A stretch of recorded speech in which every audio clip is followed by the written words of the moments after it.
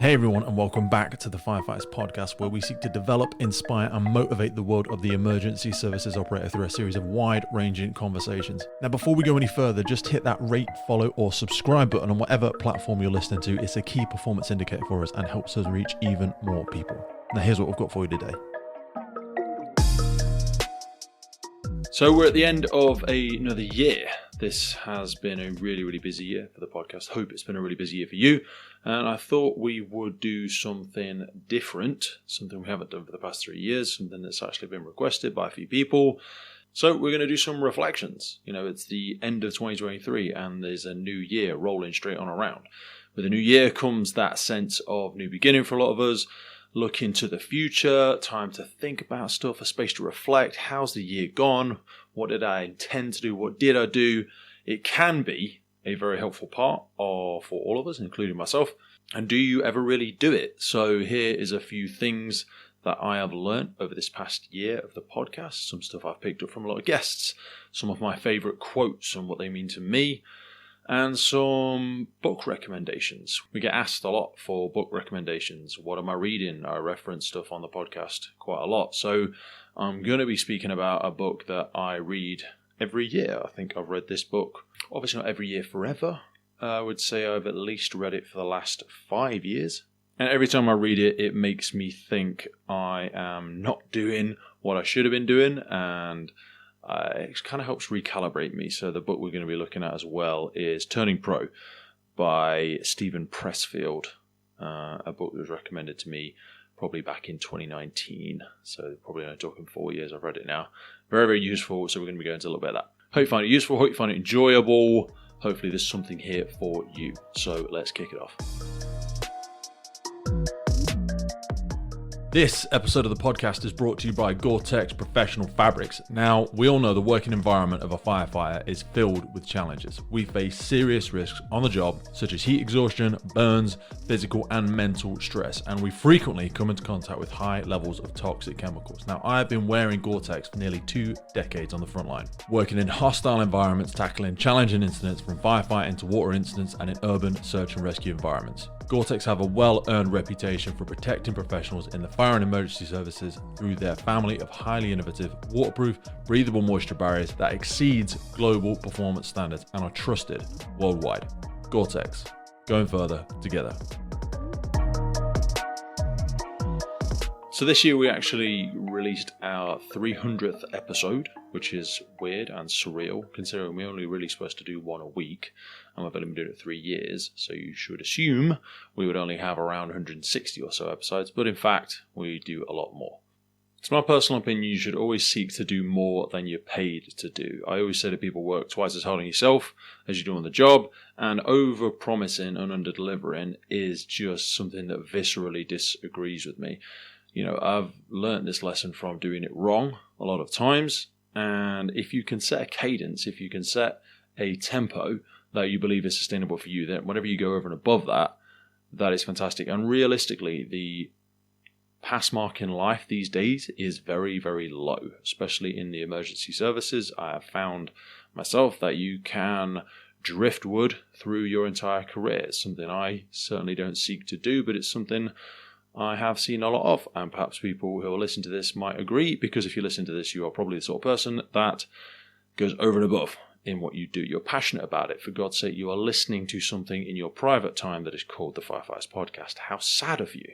But that means you want to improve yourself. You want to get better. You're looking for the 1% gain. So that's something we've tried to continue to do. Set a cadence that is realistic for us. Within the podcast world, that is 1 episode per week. And then over and above that, we just go full hog. We try and deliver as much value as possible, and we constantly feel ourselves with guilt because we feel like we're not doing enough because there's so many incredible people out there.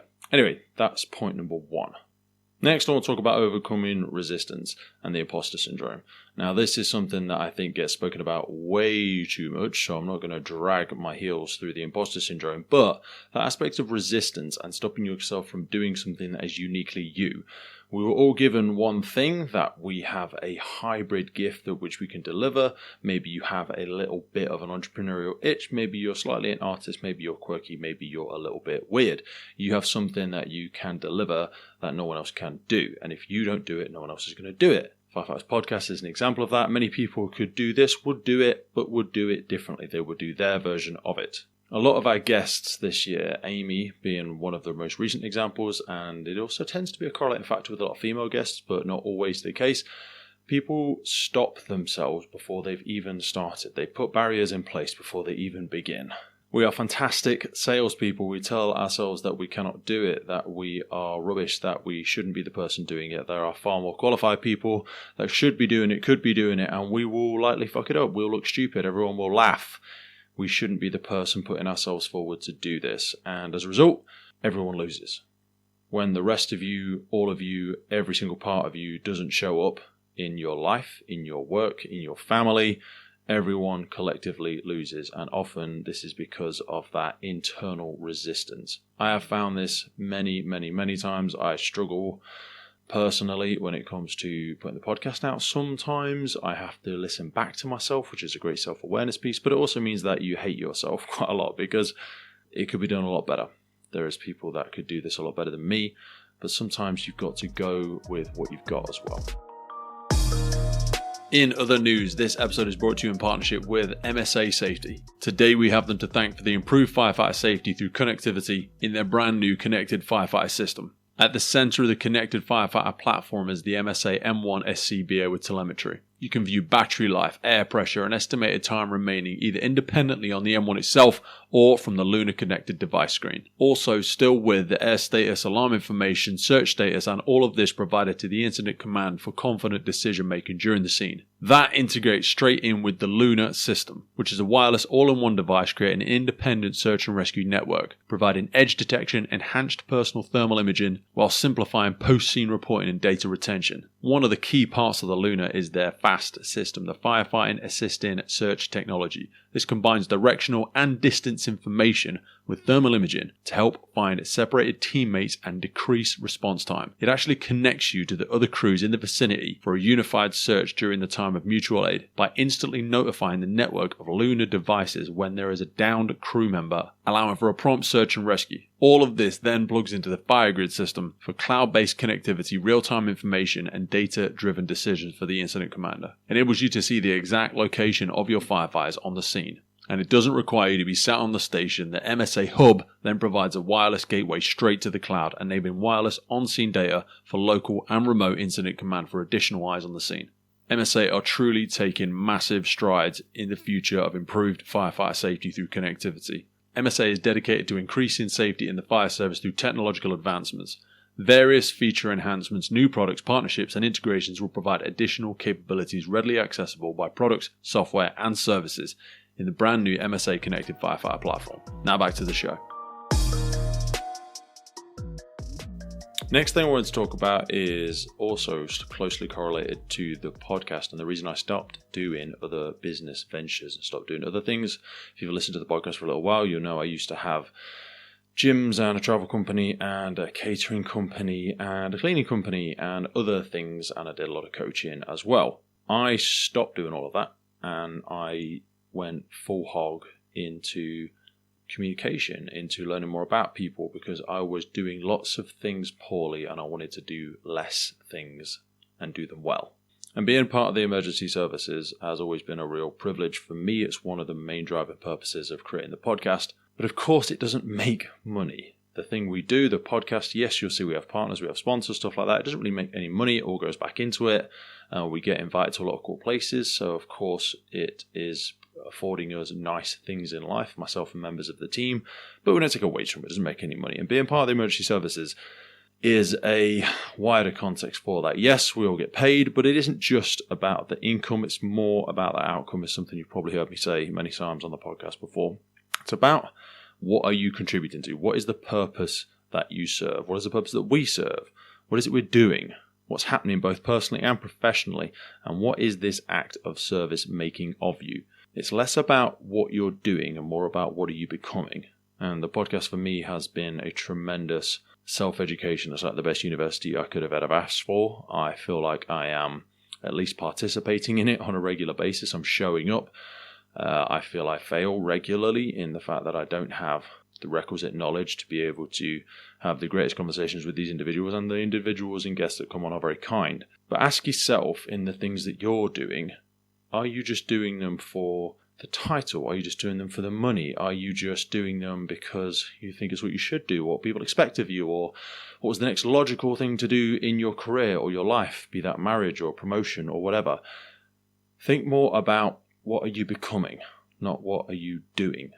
Are you enjoying the thing that you are actually part of? I read and saw some great statistics recently, the sort of echoes on that value of association, which might be something that we speak about a little bit in our future. And it speaks about the people and the places and the times that you spend with things. And I mean, for co-workers, the time that we spend with them, I think, is on average 5 hours a day when we come into our 20s to our mid-20s. I mean, when you're very early on, of course, you spend no time. And then on the graph that I remember looking at, in fact, I've got it in front of me now, you start in, when you're 16, 17, starting on 2 hours a day working with the people that you work with, and that spikes right up. And I don't actually think this captures data from like the emergency services, where you're spending 12-hour shifts, if not more, with people on a regular basis. This is a steady increase of time. We often say that you spend more time with the people that you work with than you perhaps do your loved ones. So think about, who are you spending that time with?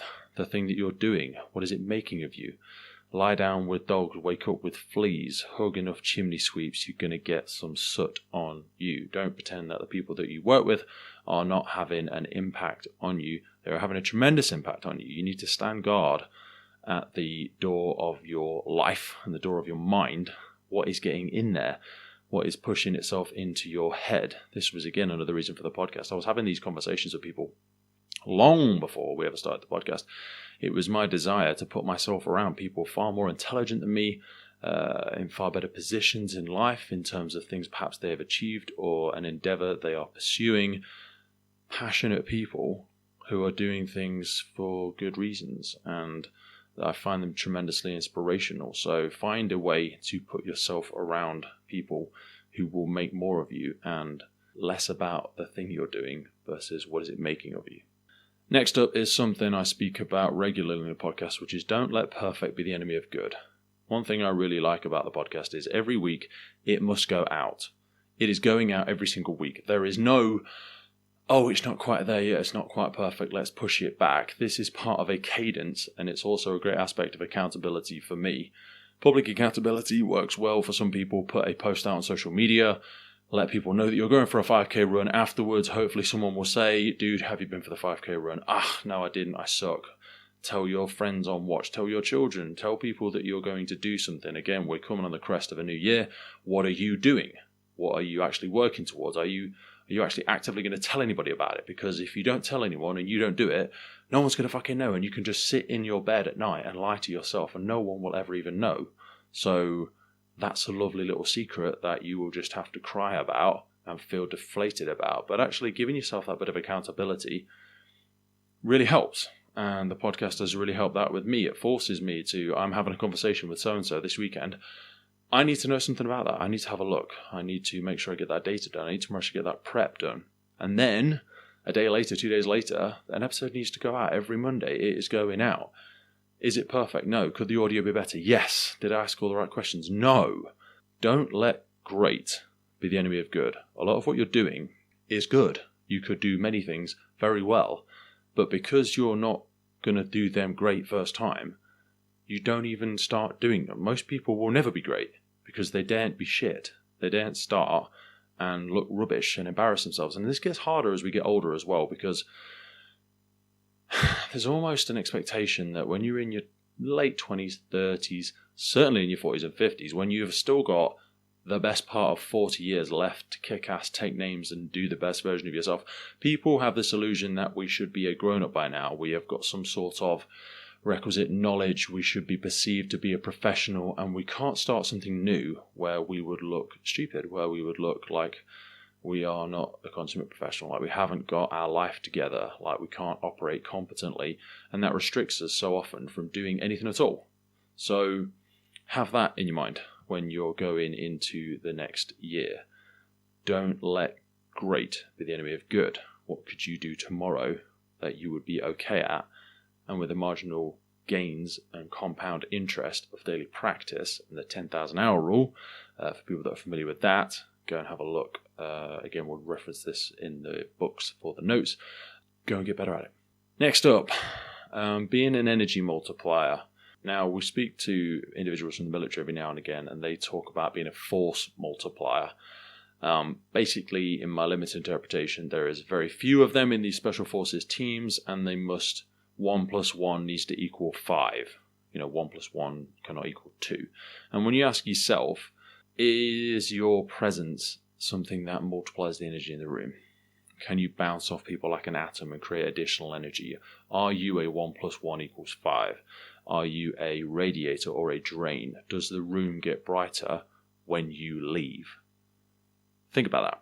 Think about the effect you're having on the people around you. We spend a lot of time with our colleagues in the emergency services.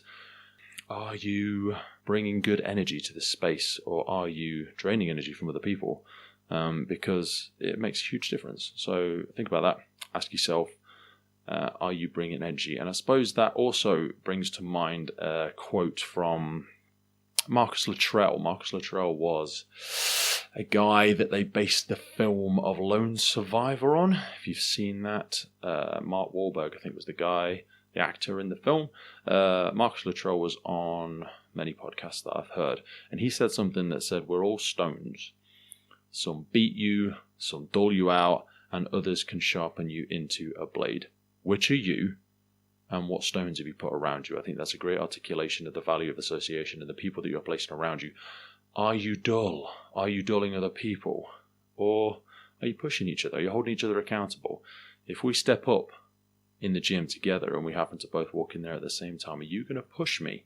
Are you going to sharpen me? Am I going to leave this environment and this conversation feeling like it's been of benefit? Have I got more than an hour's worth in return that I can contemplate, that I can build on, that is going to make me reflect and develop myself? Or am I counting the seconds until our conversation ends? Moving on from that and leaving surplus in the tank kind of echoes back to that, not letting great be the enemy of good. Most people, when they do that, they don't give everything that they have within them. And do you want your tombstone to read surplus? Do you want there to be excess energy in the tank when you get to the end? What makes death so hard for so many people, I think, is unsatisfied curiosity, the thing that they never did. They were too busy doing, it was a great book, Words of the Dying, I think it was. And within that, it said that the common most things that people dying say is, I wish I'd have lived my life how I wanted to, not how I thought people wanted me to. You are allowing so much of what you do to be pivoted by someone else who really doesn't give a shit about how your life is going. They're really not bothered, not because they're horrible people, just because they're focused on their own life.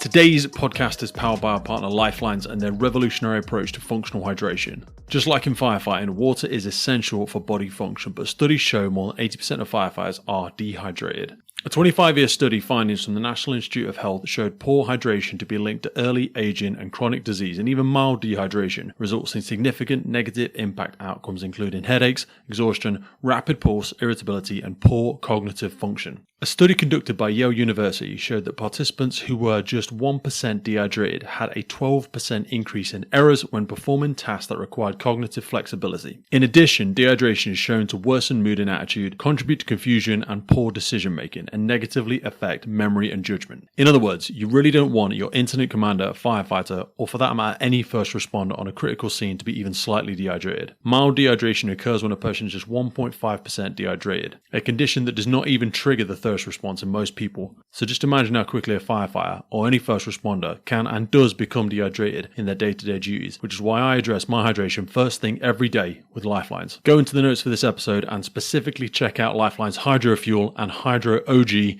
by clicking in the notes for the podcast for a clean energy solution designed for those who demand more from their day. Now back to the show. Next up, a point on character. This came through with quite a lot of episodes, quite a few retired chief fire officers, but also just retired firefighters in general, is that the emergency services and being an operator within it, I have found, listening to people during their careers and after their careers, it is not just character building, but it's also character revealing. What I mean by this is when we put the uniform on and people see us out there doing the thing, police officer, ambulance worker, firefighter, nurse, whatever you might be, people have a perception of the type of person that you are. There is a auto upload of character traits. We perceive you to be brave. We perceive you to be confident, assertive, well-mannered, with good values. When the shit hits the fan, when the rubber meets the road, when you actually get off the truck at the incident and the thing is actually happening, it is very character revealing. There's a lot going on in the UK Fire and Rescue Service at the minute, certainly with regard to values judgments and perceptions of people's values, and this can force people to act out in ways they wouldn't do ordinarily because they are so very conscious about how they might be being perceived. It's more important to some people now that we are perceived to be doing the right thing versus actually doing the right thing. There's a difference. Even though the outcome might look very similar, the reason behind why you're doing it is very important. So when you're faced with these situations, a difficult conversation with a team member, a difficult conversation with a member of the public, when the time is tight, when the pressure is on, think about the character traits that you would like to exhibit. Think about who you are and the reason that you got into this thing, and operate with that integrity.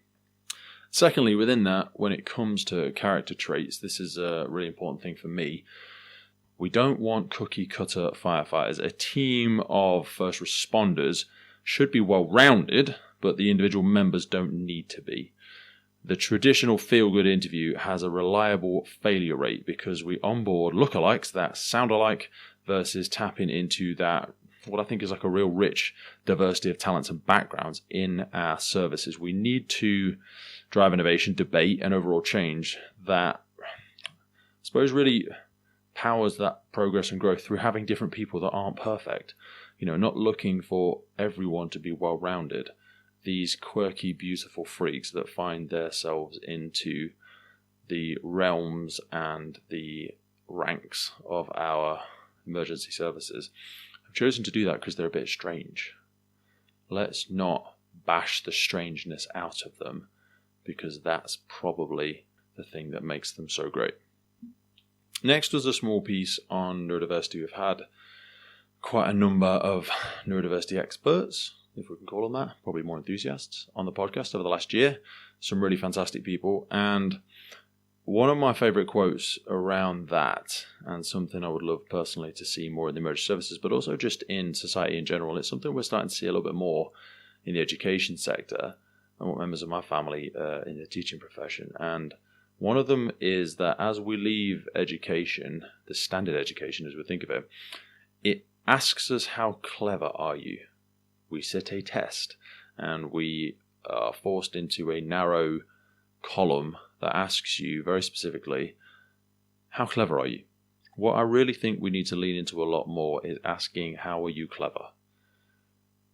We have many ways to solve these problems. There's many ways to look at things, but certainly when it comes to fundamentals of firefighting as one example, the way that we have a limited bandwidth of teaching, we teach things in typically one way sometimes, unless you're lucky enough to have a really knowledgeable and well-served instructor who has a diverse range of delivery methods.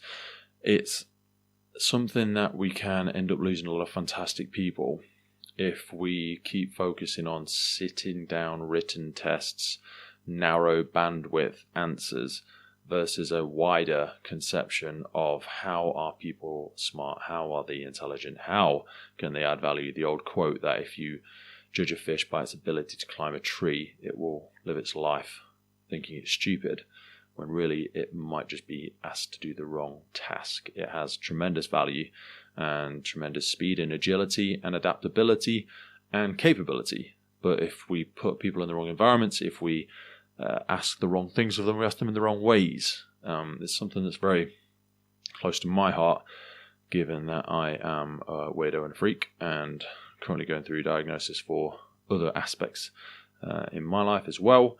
I hope that we can get a little bit more understanding of that. Next is something that's very dear to my heart, because it's something I try to get better at and I fail at consistently on the podcast, which is only use words when you genuinely believe they will outperform silence.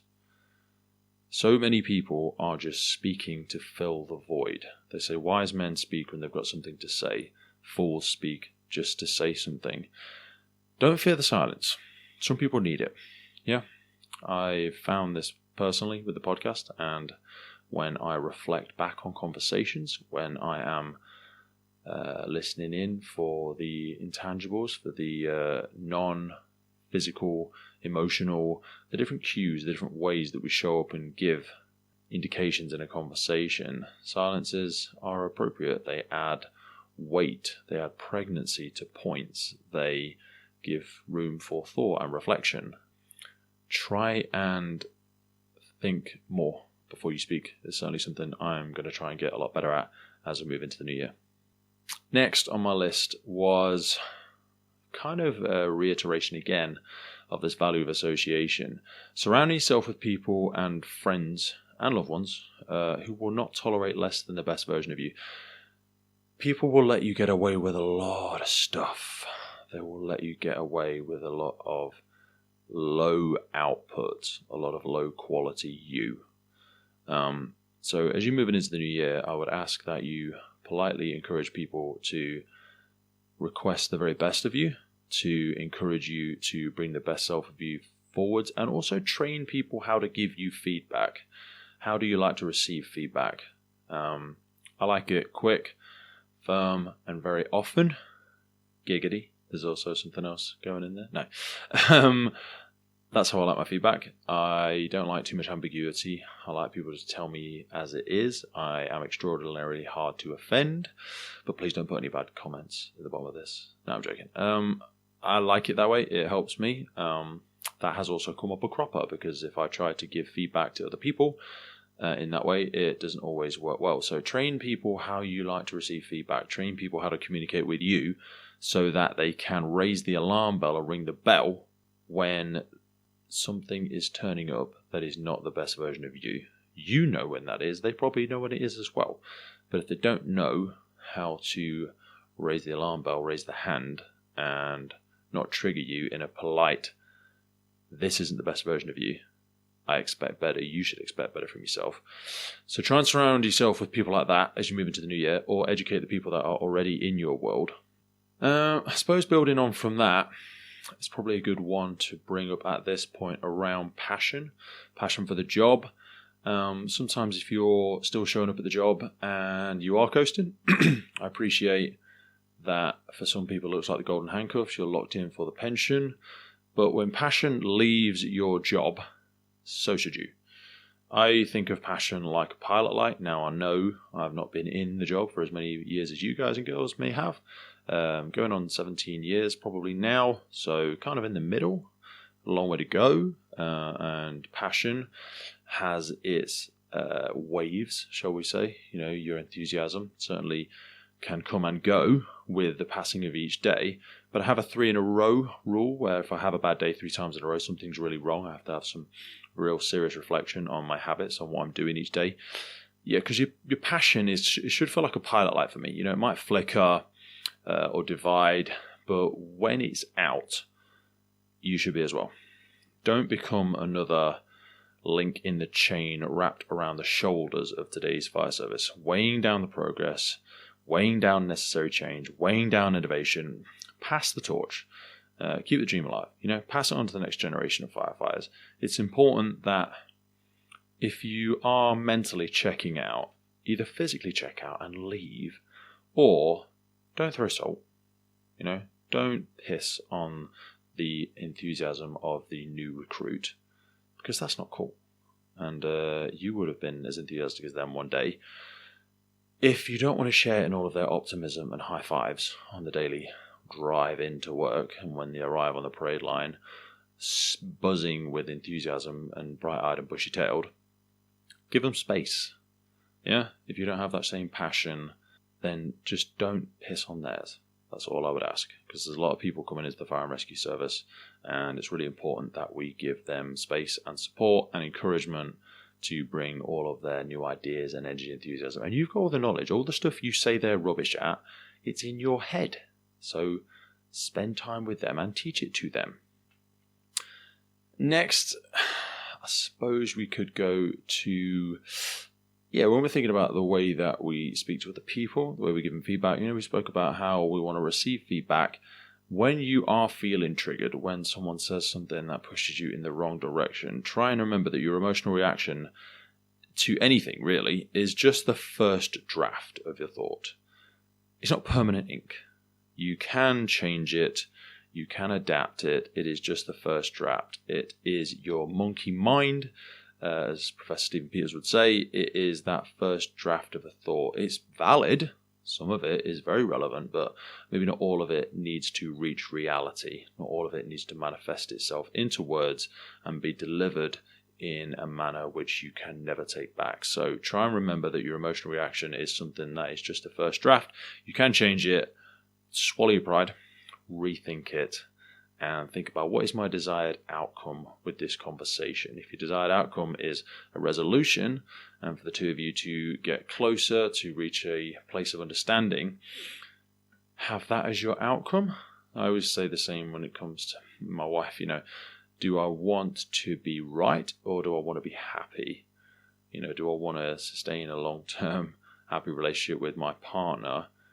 Then the desire is not always to be right. There will be opportunities to educate each other, and we should take those.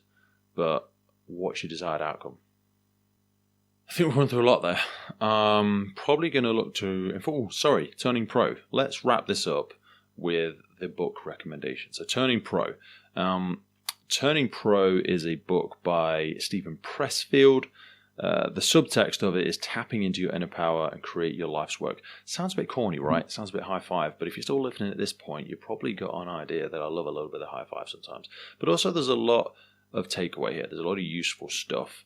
So according to Stephen Pressfield, life can be divided into two stages: before turning pro and after. After is obviously better. He says that when it comes to turning pro, some of it can be tactical and strategic, and some of it is just an addict like me bomb bursting and doing a lot of things. But are you busy doing figure eights, or are you busy making progress? The first part of his book describes the addictive nature of the amateur who is lost in their bad habits, and the second part of it paints a vision of what you'd like to be, what you'd like to look like as a pro, and where the amateur falls short. And then the third part of the book is about cultivating professionalism. So some of the things that certainly relate to some of my reflections today, maybe one of the first things that I spoke about was, in the book, there is an aspect that speaks about the amateur, and they define it as, the defining trait of the amateur is the fear of being who he or she is and getting rejected for it. I'm on here on the podcast being myself, and it's petrifying, and it's scary, and what will people say, and what have people said? But the worst thing you could be is being successful for someone you are not. Perpetuating a mask that, once you've worn the mask for so long, the mask becomes the person. Think of it like the film The Mask. You just can't rip it off. You become the thing. And inside you, the real you dies. One thing that really stands in the way of a lot of people truly becoming pro, as Stephen Pressfield would say, is the obstacle for the amateur that he or she always chases some guru or authority. This happens a lot these days. At the Instagram and the social media, you can find a new god every single week and find a new person to praise and find a new thing you want to do, and copying that and doing 75 hard or doing monk mode or doing whatever it might be, that is just a copy and paste of someone else. That is not you. That is not what fits your life. Because the third principle of it is all about doing the thing that is interesting to you. When you do your work, the thing you want to get good at, the thing you're passionate about, and you do it for the sake of its practice and nothing else, that's when you turn pro. That's when you start making real traction. The rubber hits the road there. So firstly, let's acknowledge that none of us are born pros.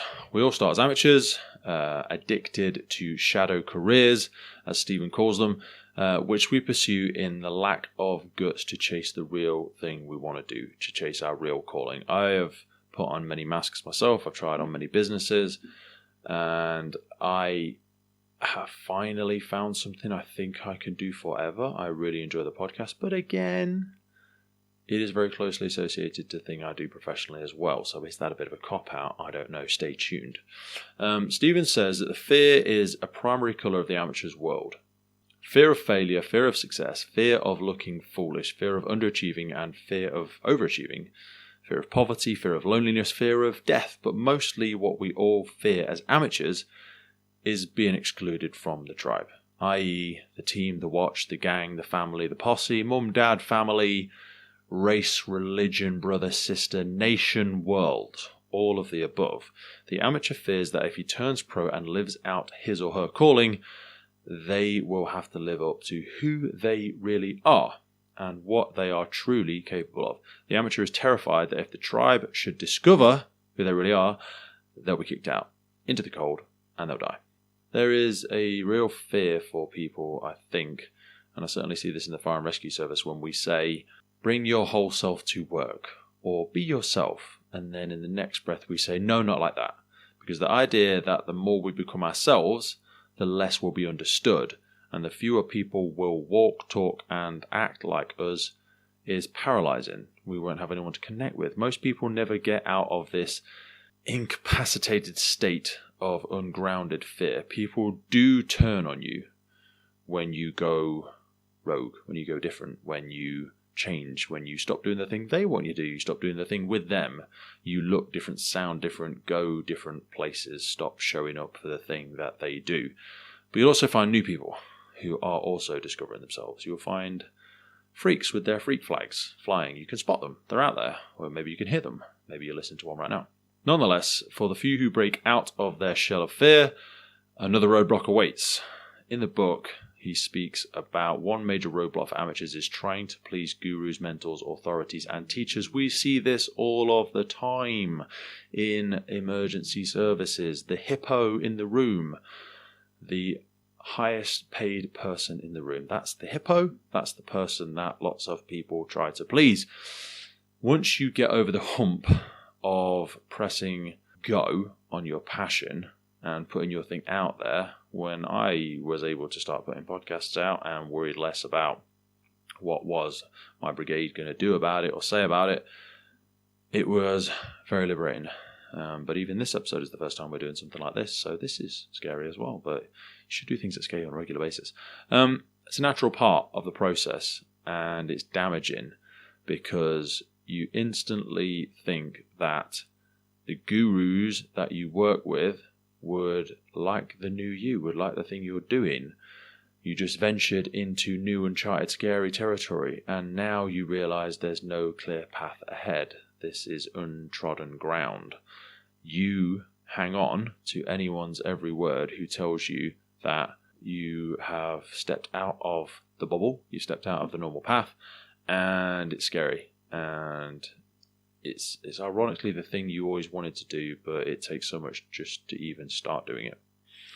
There's nothing wrong with listening to expert advice. I do it, coaches, mentors, podcasts. But worshipping a teacher, a mentor, even a spouse as an icon takes away your power. It's the singer waiting to be discovered. It's the blogger hoping for the viral post. It's the athlete waiting for their coach's approval. It's the firefighter waiting for the station manager to tell them how amazing they are. All of these stand in the way of you doing work your way. Your mentor's genius, the way they do it, will never fully rub off on you because they are a totally different person. They are doing it their way, and it's probably not even fully their way. They have also got a million fingerprints of everyone else of the way that they're doing it. You've got to choose your way. You've got to choose it for yourself. Thirdly, when we spoke about doing something for the passion of it, Stephen speaks about doing your work for its own sake as a practice. That is what being pro is really about. Stephen, as an example, published his first book when he was 50 52 years old when he published his first book, and despite writing novels since his late 20s, you'd think by that point any rational person would have quit with exactly that thought in mind. Which is exactly right. Eventually, the professional must commit to him or herself that to an extent that it is beyond reasonable, they should stop doing it. That's something they'll do gladly because, like Stephen, at some point they realise they haven't got the effort to do it anymore. They think they should have done it by now. And I see this a lot with people retiring from services, that they still have so much to give. They still have so much within them because they've probably spent a large portion of their career doing someone else's wishes, growing someone else's thing. They still have so much within them. But now they feel they're in their 40s, 50s or 60s and it's too late for them to do it. For Stephen, he said that in the end he answered the question by realising that he had no choice. He couldn't do anything else. He said, I was enjoying myself. Maybe no one else liked the stuff, but I was doing it. And I enjoyed it. I was learning. I was getting better. And that is so true. That's that 10,000 hour rule sweeping in again. It's at that point that your work turns into practice. If you're really passionate about the emergency services, if you're certainly new into the service, this stuff should be play for you. You should want to get there early. You should want to open up the lockers. You should want to read the things. You should want to listen to a podcast or a YouTube. Not this one, maybe another one, whatever. But you are listening to this one now, so there's obviously some benefit in it. It should be a self-serving ritual that needs no justification. Stephen defines it as a rigorous, prescribed regimen with the intention of elevating the mind and the spirit to a higher level. As such, each practice has a time, a place, and an intention. It's simple, consistent routine that enables you to let quality do its thing. The professional is an external student, always ready to learn, always willing to show up regardless of the weather. This is what allows him or her to practice his craft as long as he needs to until it is a craft that begins to work for him or her in return. Anyway, that is Turning Pro by Stephen Pressfield. It's one of my favourites. It's something I read on a regular basis. If you have something that you have always wanted to do, if you are looking at 2024 and you think maybe it's the year where you're actually going to go and do it, it's actually the year you're going to go and do the thing that you keep saying you're going to do, or maybe you've told no one, but you know there is something you want to do, then maybe 2024 is the year. What other books would I suggest you go and read in 2024? Atomic Habits, James Clear. If you haven't read that, it's a must read for everyone. It's one of my favourites. I think we've actually referenced it a few times in January episodes that have already been recorded. There's a lot of health and well-being ones coming out in January. Atomic Habits is very good. It's about personal development, productivity, habit setting, fundamentals. I think it's a must read. I think James reads it himself as well. You can get it on Audible. It's just really good for habits. It's loads of explanations on how habits work, why they're important, creating a robust system of how to design your own habits. There's some examples in the book from history, sport, business. It's a really easy read. Given the habits, a foundation for everything. We're all habitual creatures. If you think you're not, you are. You probably eat 1 of 5 regular meals every single week anyway. So there's probably many habits that you already have. The way you get up in the morning, the next thing you do, you're a habit-driven creature. So if you can change those habits, tiny changes, remarkable results is the tagline for James's book. An easy and proven way to build good habits and break bad ones. If you have a habit that you want to change, Atomic Habits, that would be a strong recommendation from me. What else? Looking down my Audible list. Never Split the Difference. This was great. So, Negotiating as if your life depended on Chris Voss was an ex-lead international kidnapping negotiator for the FBI. He reads the book himself. Really fantastic. Communication skills, negotiation, asking better questions. I actually stole a lot of it to use in the podcast, the way that I communicate with people, the way you ask questions. There was an old book called Getting to Yes, I think it was called, many years ago. Was good-ish for sales, and you could probably recognize a lot of the way that a lot of salespeople were trained in the 70s and 80s, when it basically works on compound effect of yes, where it's like, Pete, are you a bloke? Do you like sunshine? Do you like new cars? Do you think it's better if you get more value for your money? They're looking to stack, yes, and then get into it. That's a very simplified, rubbish example of it. But Never Split the Difference is a totally different way of going about it. And it's actually based on real life stuff. The reason I bring up Getting to Yes is because Chris mentions it in the book, and how a lot of people were trained in negotiation. And they said that I forget what he says in the book. It's really good. It was with hostage negotiation, the difference is they have to get 100% success rate. It's not like sales. In sales, if you get 3 out of 10, you're a pro. Do you know what I mean? In hostage negotiation, you have to get everything you want, and they get nothing that they want, and everyone's still happy. Or that you've convinced them that is a logical and good outcome. So definitely a book I would suggest you go and take a look at. Ryan Holiday. Ryan Holiday has got a lot of good stuff out there. He's probably got his own reading list, actually. He definitely has. I know I've looked at it before. Picked up many things from it. Ryan, you'll know who Ryan is. He talks a lot about Stoic philosophy. He's got many books, actually. I think he's got 5 or 6 books. The Daily Stoic is his podcast, and he's got a book of the same name, 366 Meditations on Wisdom, Perseverance, and the Art of Living. But I didn't actually know about the Daily Stoic. Firstly, an old friend of mine actually introduced me to The Obstacle is the Way, which is, I think, one of his first books. Probably not. My memory's just failing me. But go and find that one, The Obstacle is the Way. Very useful recommendation for starting with Ryan's work if you don't know who he is and you haven't heard of him before.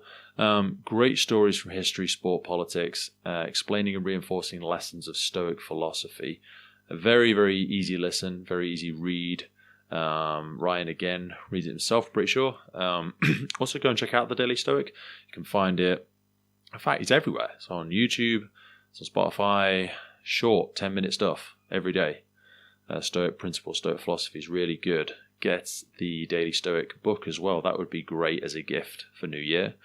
Again, 366 meditations, so, one for each day, pretty much. And an extra. Stephen Pressfield again. So I've mentioned about Stephen because that was kind of one of the big overarching books that I read every single year. But he actually wrote one before it. I think it came out before, which was The War of Art, a play on the art of war. It's motivational feeling. It half feels like something that you would hear Tony Robbins talk about or a Goggins thing. But it's not a long book. It helps overcoming procrastination. I think the tagline, in fact, I've got it here. So, The War of Art, breaking through the blocks and win your inner creative battles. Very good book. It is very motivationally in places. It's not rah-rah. But again, similar to Turning Pro, a lot of Stephen's stuff isn't particularly long. But it's very good. Very, very good. What else? One more. Let's go with Matthew Walker, Why We Sleep. I say this because we've got a sleep expert coming on in the new year, so you will hear me reference this book again, probably. I can't remember the first time I read this. It was quite some time ago. I used to think that sleep was a cousin to death, sleep was the enemy. In fact, very useful, essential to not dying, and showing up the best version of yourself each day. You need to have good sleep, you need to be well rested. So Matthew Walker, Why We Sleep, as the new science of sleep and dreams. Very, very good book to get into if you, again, along the Atomic Habits lines, trying to pick up good principles, having a good switch off time for the day, having good principles in place, sleep hygiene, how you prepare yourself for sleep. I would strongly recommend going to get that one. I think that's enough. We have gone for an hour or so straight there. It's a lot of me talking, first kind of episode that I've done this. Let me know what you think. Let me know if it was useful. If you're still listening now, either the pause button is broken, you just couldn't switch off Spotify or Apple Podcasts or wherever you listen. But if you thought it was useful, let me know. Good luck for 2024. Hope you have a passion that you consider turning pro on. I'd love to hear about it. Get in contact with us as the podcast continues to grow. It's a surreal education. It's a real privilege to do it. It's weird, but I'm loving it, really enjoying it. So hope you've taken something from today. Hope it was useful. Thanks for dropping by. See you, folks. The Firefighters Podcast was created to recognize, acknowledge, inspire, and hopefully even motivate these incredible individuals who have chosen to be part of the first responder community. Our driving purpose is to create a legacy resource for the current and future generations of firefighters and first responders. We get some incredible feedback from listeners and guests, and as the podcast grows, our desire to create longevity and sustainability means that we are asking for the support of our listeners. If you want to support the podcast, if you want to get discounts to our merchandise, hoodies, clothing, coins, patches, tallies, and also access to all of the incredible documents that get shared with us from our podcast guests and sector leaders, then please head over to our Patreon page, and for just £3 a month, you can support the future of the podcast. Please finally hit that follow, subscribe, or rate button on the platform you're listening, and wherever you are in the world, please support your emergency services responders, and thank you for listening.